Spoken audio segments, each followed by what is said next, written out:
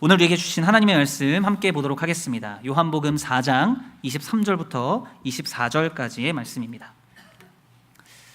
요한복음 4장 23절부터 24절까지의 말씀입니다. 우리 짧은 두 절의 성경 말씀입니다. 우리 한 목소리로 함께 읽으면 좋겠습니다. 요한복음 4장 23절 그리고 24절의 말씀입니다. 함께 읽도록 하겠습니다. 시작. 아버지께 참되게 예배하는 자들은 영과 진리로 예배할 때가 오나니 곧 이때라. 아버지께서는 자기에게 이렇게 예배하는 자들을 찾으시느니라. 하나님은 영이시니 예배하는 자가 영과 진리로 예배할지니라. 아멘. 네, 우리 지난주 우리는 예수님을 사랑합시다 라는 제목으로 함께 은혜의 말씀을 나누었습니다. 여러분, 예수님을 사랑하십니까? 아멘이십니까?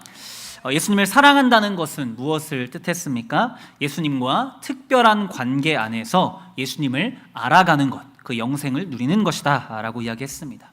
또한 우리가 예수님을 사랑할 때 우리는 어떻게 사랑해야 할까요? 마음과 목숨과 뜻을 다해 그 말씀을 순종하며 사랑한다 라고 말씀드렸습니다. 또 우리가 예수님을 사랑할 때 하나님께서는 우리 가운데에 어떠한 은혜를 허락하십니까? 예수님의 임재를 경험하시게 되고 예수님과 함께함을 경험하게 되며 생명의 면류관을 얻게 된다라고 성경은 이야기합니다. 오늘은 예수님을 만나고 이렇게 예수님을 사랑하는 사람들이 마땅히 해야 하는 예배, 즉 예수님을 예배합시다라는 제목으로 함께 말씀을 나누도록 하겠습니다.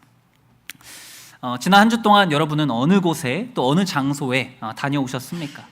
가족을 만나고 또 쉼이 있는 집에 계셨거나 생기 유지를 위하여 일터에 다녀오시지 않으셨습니까? 또 어떤 분들은 공부와 연구를 위해 학교나 도서관에 다녀오셨을지 모르겠습니다. 또 우리 어머님들은 장을 보기 위하여서 마트에도 다녀오셨을 거고요. 또 건강상의 문제가 있으신 성도님들은 병원에 가셨을지도 모르겠습니다. 또 어떤 분들은 하루를 커피로 반드시 시작해야 하는 분들이 계십니다. 그래서 똑같은 스타벅스인데도 불구하고 특별히 어느 지역에 있는 페옥스라면 페옥스 혹은 어느 지역에 딱 있는 그 스타벅스에만 유독 고집하셔서 가시는 분들도 계실지 모르겠습니다. 이렇듯 우리는 일상의 삶에서 언제나 이동하고 또 새로운 장소에 혹은 익숙한 장소로 가게 됩니다.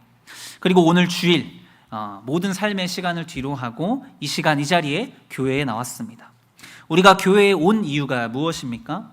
너무나 당연하게도 우리는 예수님께 예배드리러 왔습니다 라고 대답할 것입니다. 하나님을 예배하고 싶어서 또 찬양을 드리고 싶어서 기도로 주님께 우리의 마음을 알려드리고 싶어서 각자의 마음속에 하나님을 예배하고 또 주시는 은혜를 사모하며 이 자리에 나오셨을 것입니다. 그렇다면 여러분, 우리가 이렇게 소중하게 생각하는 이 예배라는 것을 누군가가 여러분에게 당신이 드리는 예배란 도대체 무엇입니까? 라고 정확히 그 의미를 물어본다면 여러분 어떻게 대답을 해주시겠습니까? 사람들은 흔히 말씀이 은혜로우면 혹은 내가 아는 찬양을 부를 때 이 예배가 좋았다라고 말하거나 혹은 이러한 저러한 많은 방향으로 예배에 대한 이야기를 합니다. 요즘에는 어떤 분들은 예배 시간에 온도라든지 혹은 조명이라든지 혹은 PPT라든지 그런 것들을 이야기하면서 오늘 예배에 대해서 내가 얻을 수 있던 것들, 예배를 통해 내가 알게 된 것들에 대한 많은 비중을 두고 이 예배에 대한 이야기를 한다라는 것이죠.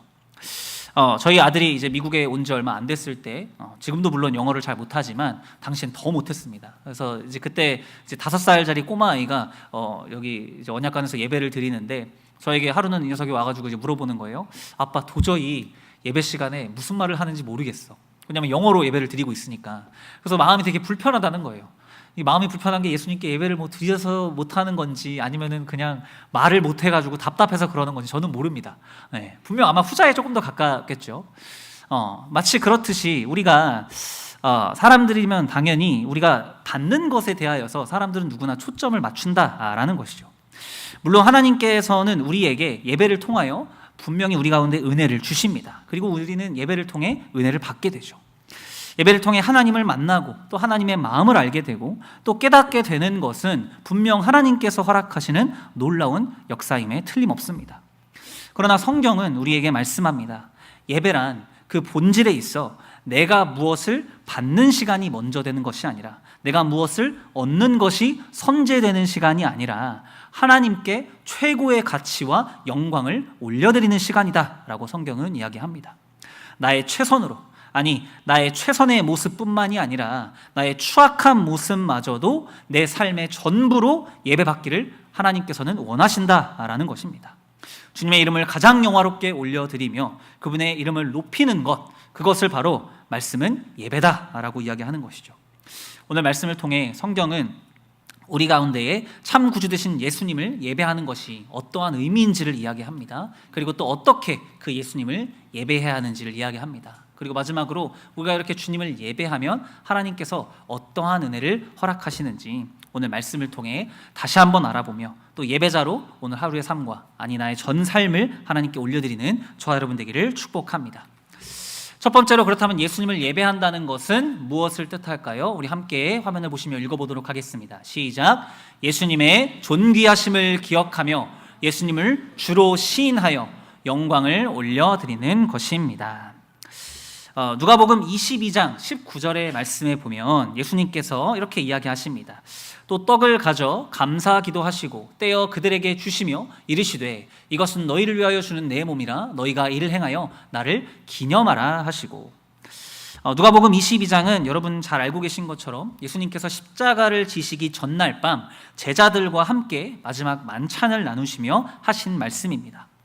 우리가 성찬식을 할 때 이 말씀을 근거로 하죠. 물론 성찬 자체가 하나님께 드리는 예배다라고 규정할 수는 없습니다. 그러나 이 성찬의 모든 과정을 통해 바른 예배가 어디에서부터 시작되는지를 가장 잘 보여주는 일종의 표지다라고 이야기할 수 있겠습니다. 참된 예배는 먼저 예수님을 기념하고 기억하는 것에서 시작합니다. 그분이 누구인지, 나를 위해 무엇을 행하셨는지, 얼마나 크신 사랑으로 나를 구원하셨는지 기억하는 것입니다. 그리고 주님께서 지금 제자들에게 너희들이 나를 대할 때 이렇게 대하라 라고 말씀하시며 무엇이라고 얘기합니까? 19절 마지막에 보니까 나를 기념하라, 이것을 행하라 라고 이야기하시죠. 여기서 기념하라 라는 단어는 원어 성경에서 아남네시스라는 단어를 사용합니다. 그리고 어떠한 번역본에는 영어로 보면은 in remembrance라고 하든지 혹은 기억하라, 나를 기억하며 라는 단어를 사용합니다. 이 기억한다라는 단어를 우리가 일상에서 사용할 때 우리는 과거의 일을 이야기할 때 많이 사용하죠. 그렇다면 예수님께서 그동안 가르쳐 오셨던 모든 것들과 이제는 죽으시고 부활하게 되실 모든 것을 앞으로 단순하게 과거의 일처럼 여겨서 과거의 일을 떠올리고 상기하여서 머릿속에 그 정보를 외워두라 라고 말씀하시면서 기억하라 라고 이야기하신 것일까요? 주님께서 말씀하시는 기념하라, 기억하라는 것은 예수님의 십자가의 그 부활과 그 십자가의 그 사건이 내 삶 가운데에 나를 붙잡고 있으며 나를 위해 찢기신 그 몸과 흘리신 피를 잊지 않고 그 값지고 놀라운 그 주님의 은혜 안에 살아가는 것을 이야기하고 있는 것입니다. 우리가 일상적으로 사용하는 이 예배라는 단어에서도 그 의미를 찾아볼 수 있습니다. 예배할 때 예는 보통 공경하고 또 존귀하고 상대방을 높인다라는 예우를 갖춘다 할 때 쓰는 말이고요. 그리고 배는 우리가 몸을 굽혀서 경배한다, 절한다라는 뜻을 가지고 있습니다. 한마디로 높으신 분께 공경하며 예를 갖추어 몸을 낮춘다라는 뜻이죠. 그리고 영어 단어인 worship이라는 단어는 이 단어 역시도 고대 영어에서 worth라는 말과 ship이라는 말이 이제 합쳐져서 쓰는 말입니다. 그래서 이 worth라는 단어는 여러분 아시는 것처럼 어떤 가격이라든지 가치를 매길 때 우리가 price라는 단어를 사용하잖아요. 이 price의 개념을 초월할 정도의 존귀함, 합당하심, 최고의 가치에 대한 이야기를 할 때 우리가 worth라는 단어를 사용합니다. 그리고 ship이라는 상태는 성질을 일컬어 말합니다. 예를 들어서 우리가 friendship이라고 얘기하면 그 사람과 나의 친구의 상태, 우정이 있는 상태라고 말하며 친후관계, 우정 이렇게 표현을 하죠. 그리고 리더십이라고 이야기를 하면은 리더로서 가지고 있어야 할 상태와 어떤 성질, 자질, 리더로서의 면모를 이야기할 때 우리가 리더십이라고 이야기합니다. 여러분, 그렇다면 월십은 어떨까요? 쉽게 말해서 가장 존귀하신 분께 가장 온전하고 합당한 존귀와 영광을 올려드리는 상태가 바로 월십이다라는 것입니다. 말씀은 이야기합니다. 참된 예배는 우리가 기억하면서 주님을 기념하면서 시작한다라고 이야기합니다. 그럼 우리가 무엇을 기억하고 기념해야 합니까? 주님께서 말씀하시듯이 우리를 위해 피 흘리신 예수님의 존귀하심을 기억해야 한다라는 것입니다. 그리고 존귀하심을 다시금 기억한 사람은 더 이상 예수님을 형식적으로만 예배하는 것이 아니라 자연스럽게 그분의 이름을 높여드리게 되고 그분께 영광을 돌리게 된다라는 것입니다. 그것이 바로 예배다라는 것이죠. 또한 예수님은 예배한다라는 것, 예수님을 예배한다라는 것을 성경은 어떻게 얘기합니까? 예수님을 주로 시인하며 영광을 올려드리는 것이다 라고 이야기합니다. 우리 빌립보서 2장 9절부터 11절까지의 내용 우리 함께 화면을 보시며 읽어보도록 하겠습니다. 시작. 이러므로 하나님이 그를 지극히 높여 모든 이름 위에 뛰어난 이름을 주사 하늘에 있는 자들과 땅에 있는 자들과 땅 아래에 있는 자들로 모든 무릎을 예수의 이름에 꿇게 하시고 모든 입으로 예수 그리스도를 주라 시인하여 하나님 아버지께 영광을 돌리게 하셨느니라. 아멘. 사도 바울이 고백하고 있는 것이죠. 하나님께서 예수님을 지극히 높이셨다라고 이야기합니다.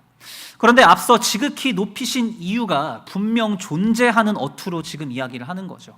이러므로 주님께서 무언가를 하셨는데 이러시니까 하나님께서 그를 높이셨다라고 이야기하는 것입니다. 이 말씀은 예수님께서 하나님과 동등됨으로 여기지 아니하시고 가장 낮은 자리에서 그 십자가의 말씀을 순종을 이루어내시는 것이 바로 하나님께서 예수님을 가장 높이 세우신, 높이게 지극히 높여 이르신 이유이다라고 선언하고 있는 것이죠. 그리고 무엇을 하게 됩니까? 사람들은 이 예수님을 바라보며 하늘에 있는 자들과 땅에 있는 모든 자들이 그리고 아래에 있는 자들이 무릎을 꿇으며 예수의 이름 앞에 꿇게 된다라고 이야기합니다. 그리고 일제히 모든 입술로 하여금 예수 그리스도를 주라 시인하게 할 것이다 라고 이야기하시죠.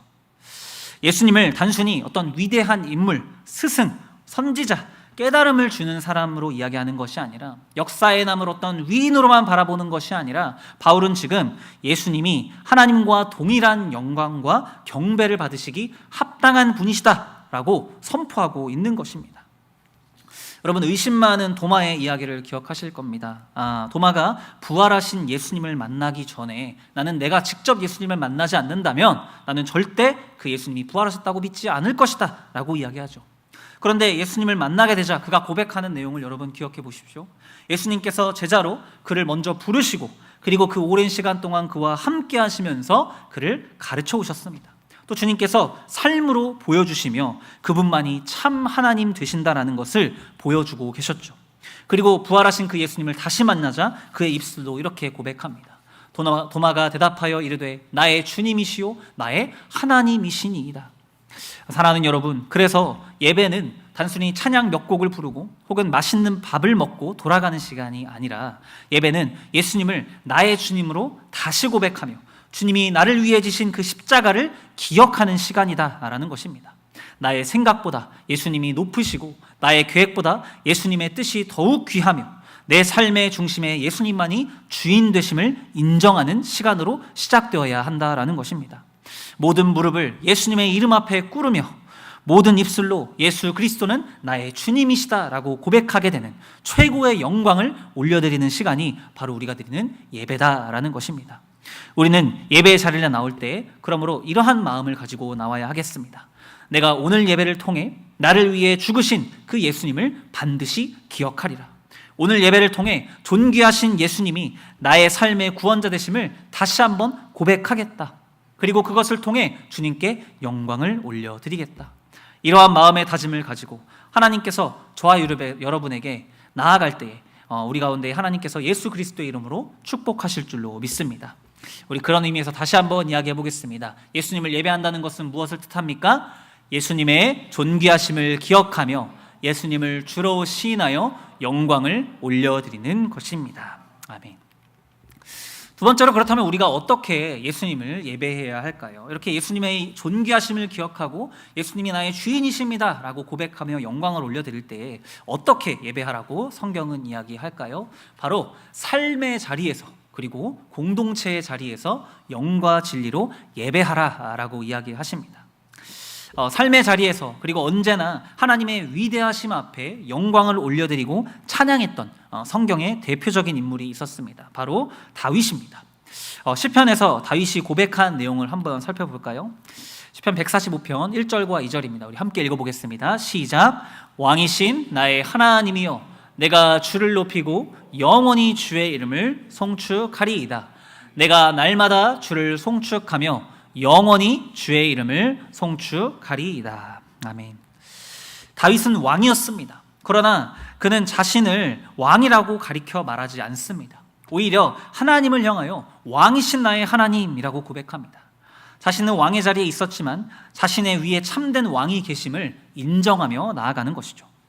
이것은 왕이 쓴 시다, 모두 들으라 라고 하며 시편 145편을 시작하는 것이 아니라 하나님의 존귀하심 앞에 그저 나는 높여드리는 자리로밖에 갈 수 없는 한 명의 예배자일 뿐이다 라고 이야기하고 있는 것이죠.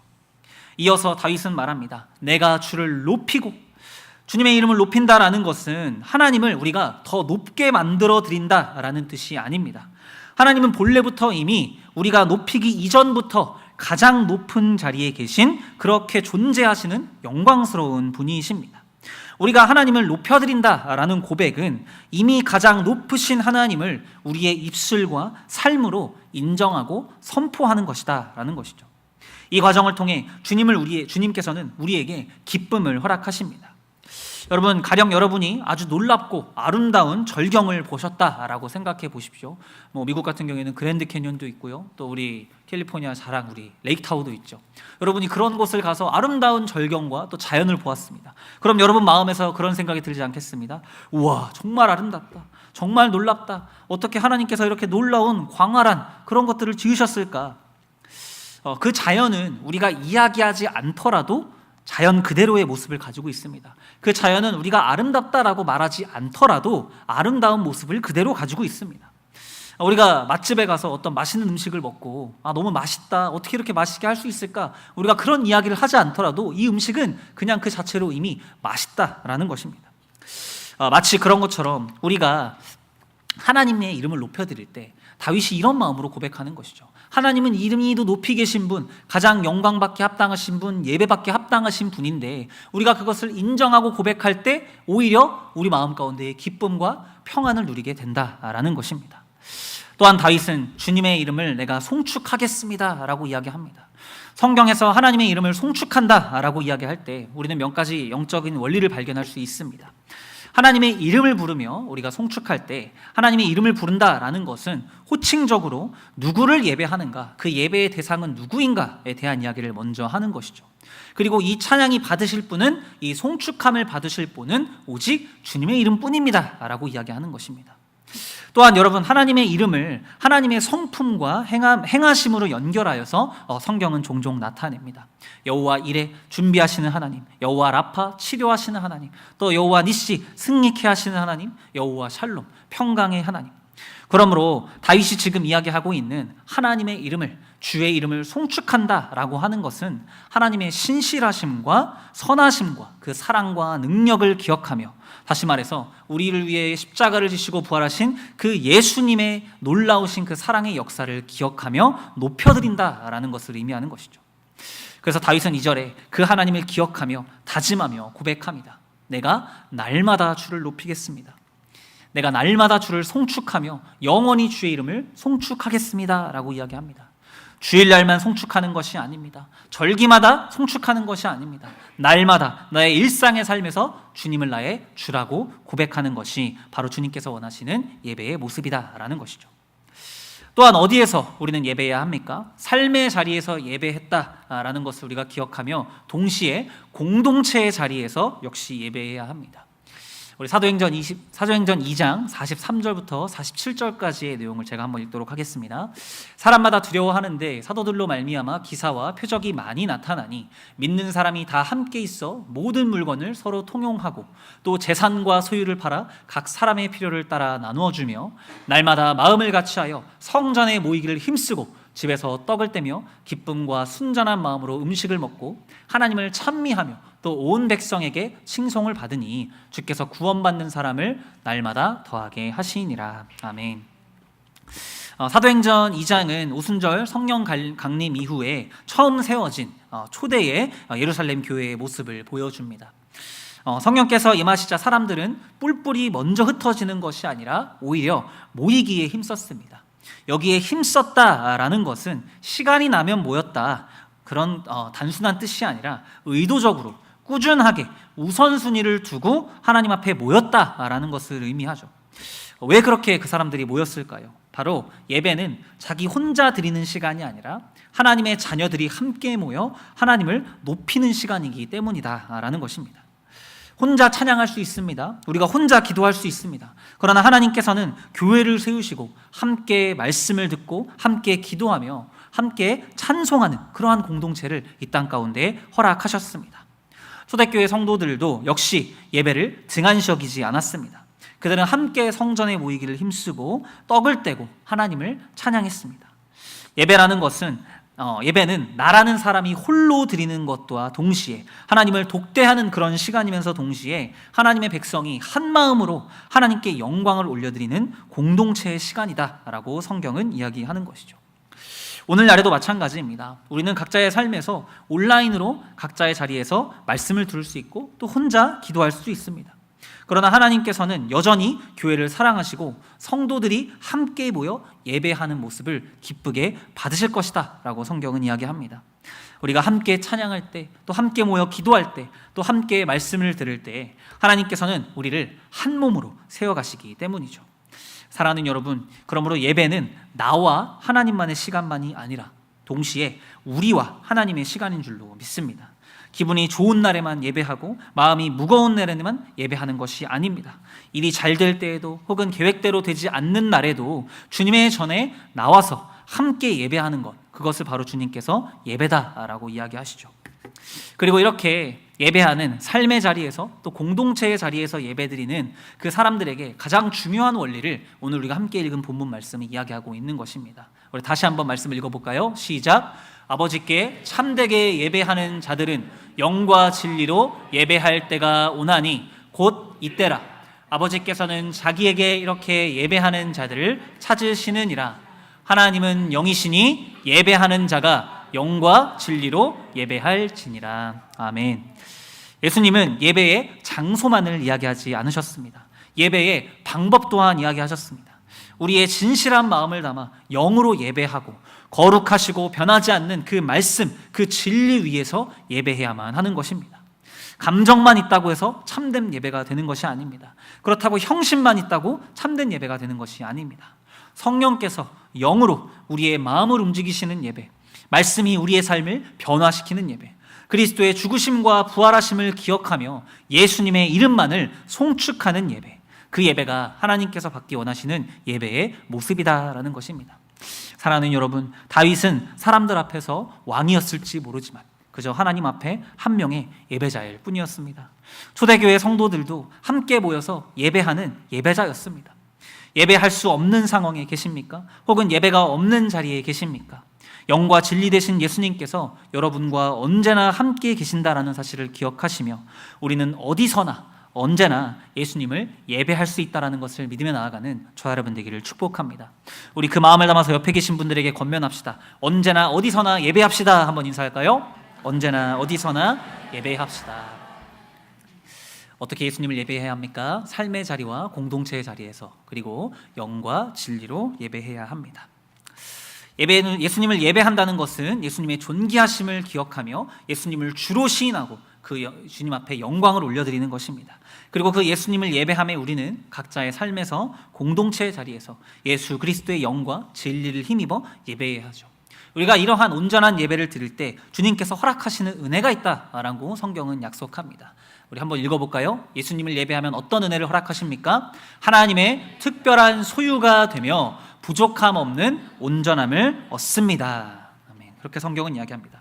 우리 말라기 3장 16절과 17절의 말씀을 한번 찾아보도록 하겠습니다. 말라기 3장 16절 그리고 17절의 말씀을 여러분의 성경으로 한번 찾아보겠습니다. 말라기 3장 16절 그리고 17절의 말씀을 한번 찾아서 함께 읽도록 하겠습니다. 16절 우리 함께 읽겠습니다. 시작. 그때에 여호와를 경외하는 자들이 피차에 말하매 여호와께서 그것을 분명히 들으시고 여호와를 경외하는 자와 그 이름을 존중히 여기는 자를 위하여 여호와 앞에 있는 기념책에 기록하셨느니라. 만군의 여호와가 이르노라. 나는 내가 정한 날에 그들을 나의 특별한 소유로 삼을 것이요 또 사람이 자기를 섬기는 아들을 아낌없이 내가 그들을 아끼리니. 아멘. 네, 말씀은 이야기합니다. 말라기 시대에 이스라엘이 형식적으로 어떤 습관적으로 드리는 예배가 가득할 때 하나님께 드리는 제사는 있었지만 하나님을 향한 그 경외하심이 사람들의 마음 가운데 점점 사라지고 있었다라고 이야기하죠. 그러나 그러한 시대 속에서도 하나님을 경외하며 여전히 하나님의 이름을 존중히 여기는 믿음을 지키는 사람들이 있었습니다. 성경은 하나님께서 그들의 제사를 내가 받을 것이다, 그리고 뿐만 아니라 그들의 이름을 기념책에, 생명책에 기록하실 것이다 라고 말씀합니다. 그리고 하나님께서는 그들을 향하여 내가 너희들을 나의 특별한 소유로 삼을 것이다 라고 선언하고 계시는 것이죠. 세상은 우리를 향하여 황금 같은 주말을 보내고 시간 낭비를 한다라고 이야기할지 모르겠습니다. 귀한 주말 시간에 놀러가고 재밌는 것을 하고 시간에 자기 자신을 위해 투자하고 사용을 해야지 하나님 교회에 나가서 예배드린다고 돈이 나오나 뭐가 나오나 라고 우리를 등한시 여길지 모르겠습니다. 특별히 이 이민자들의 사회에서 교회라는 곳을 어떤 분들은 또 외롭기 때문에 가는 곳 혹은 사회적인 필요로 인하여서 찾게 되는 곳이라고 쉽사리 판단할지도 모르겠습니다. 그러나 여러분, 오늘 우리가 이 자리에 모인 이유는 세상이 우리를 아무리 그렇게 조롱하고 오해할지라도 주님께서 우리를 다르게 바라보시기 때문인 줄로 믿습니다. 주님은 우리를 세상과 똑같은 눈으로 바라보시지 않으십니다. 우리를 기억하시고 내가 너희를 나의 특별한 소유로 삼으실 것이다 라고 약속하십니다. 그 특별한 소유된 자들에게 유혹과 핍박에 그리고 환난이 가득한 이 어두운 때에 믿음을 지키는 그 예수님을 예배하는 자들에게 하나님께서는 또한 부족함 없는 온전함을 이루실 것이다 라고 약속하십니다. 요한계시록 7장 15절부터 17절까지의 말씀입니다. 제가 한번 읽도록 하겠습니다. 그러므로 그들이 하나님의 보좌 앞에 있고 또 그의 성전에서 밤낮 하나님을 섬기매 보좌에 앉으신 이가 그들 위에 장막을 치시리니 그들이 다시는 줄이지도 아니하며 목마르지도 아니하고 해나 아무 뜨거운 기운에 상하지도 아니하리니 이는 보좌 가운데에 계신 어린 양이 그들의 목자가 되사 생명수 샘으로 인도하시고 하나님께서 그들의 눈에서 모든 눈물을 씻어주실 것임이라. 아멘.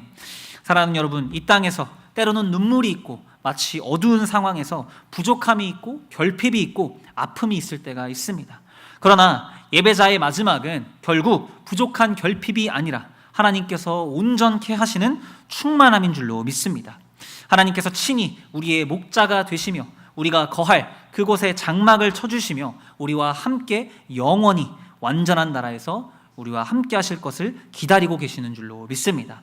말씀을 정리하겠습니다. 예수님을 사랑하십니까? 마음과 뜻을 다해 예수님을 사랑하시는 저와 여러분 되기를 바랍니다. 그리고 예수님을 사랑하신다면 예수님을 예배하시기 바랍니다. 제가 서두에 저희 아들이 영어를 못해서 저에게 와서 그런 질문을 했다고 했죠. 아빠, 영어가 어려워서 예배 드리는 게 어려워. 영어 무슨 말을 하는지 모르겠어 라고 얘기했죠. 제가 거기서 아들에게 대답을 하기를, 예배 잘 드리려면 그러니까 영어를 잘해야 돼. 혹은 예배를 잘 드리려면은 더 성장해서 머리가 똑똑해져야 돼. 더 성숙해져야 돼. 제가 이러한 말을 했을까요? 저는 아들에게 이렇게 얘기했습니다. 지구야, 아들 이름을 얘기했네요. 네, 지구였습니다. 네, 지구야, 하나님께서는 예배 시간에 너의 중심을 보셔. 지구가 아빠한테 지구의 어떤 소중한 장난감이나 책을 줄 때 지구가 그런 이야기를 안 하더라도, 별말 안 하더라도 아빠가 그거를 잘 알고 있지. 그런 것처럼 하나님께서는 지구가 말하지 않아도 그냥 마음의 그 소중한 너의 중심을 드릴 때 분명 기쁘게 받으실 거야 라고 이야기해 줬습니다. 사랑하는 여러분, 예배를 예배한다는 것은 무엇을 뜻합니까? 예수님의 존귀하심을 기억하며 예수님을 주로 시인하며 영광을 올려드리는 것입니다. 어떻게 예수님을 예배합니까? 삶의 자리와 공동체의 자리에서 영과 진리로 예배해야 합니다. 그리고 그 예수님을 예배할 때 주님께서 우리 가운데 너는 나의 특별한 소유이며 내가 너의 삶에 부족함 없는 온전함을 얻게 할 것이다 라고 약속하십니다. 이 시간 주신 말씀을 기억하며 다 함께 자리에 일어서서 함께 찬양하면 좋겠습니다. 우리의 삶의 자리에서 예수님을 찾는 이들이 점점 더 줄어드는 이러한 완악한 세상 속에 주님, 나는 예수님을 예배하는 참된 예배자로 살아가겠습니다. 우리 마음 가지고 함께 찬양하도록 하겠습니다.